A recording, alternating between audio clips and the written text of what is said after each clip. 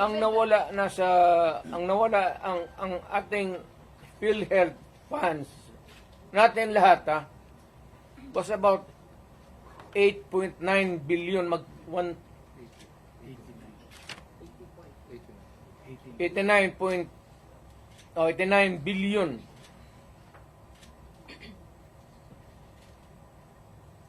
Of that 89 billion,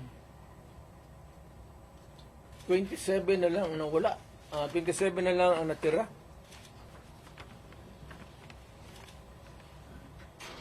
Paano yan? Hindi man maano ng Kongreso. Ang atin is, bakit nila pinakialaman? Pero Mr. President, if you see that it is really may estafa case, na yan, ang problema ganito, if we're going to file a case sa court, but the justice system, the court is a government thing. No, the court ang pumapasok ang Supreme Court. Kana hinintuan na sila Huwag mong pakialaman yan, kaya hindi yan inyo.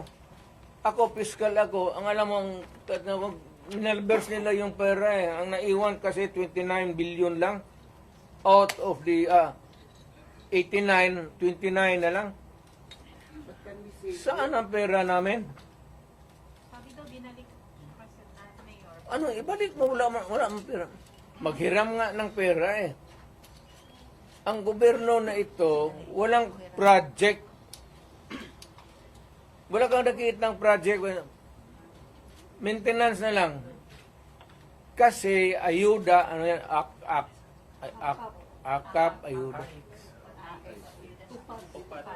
Tupad. Yun, naubos doon.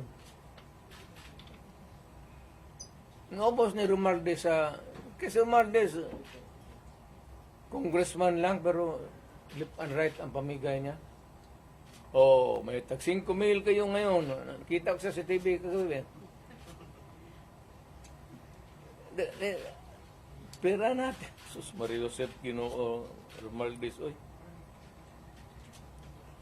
Ang awa ka naman sana sa amin.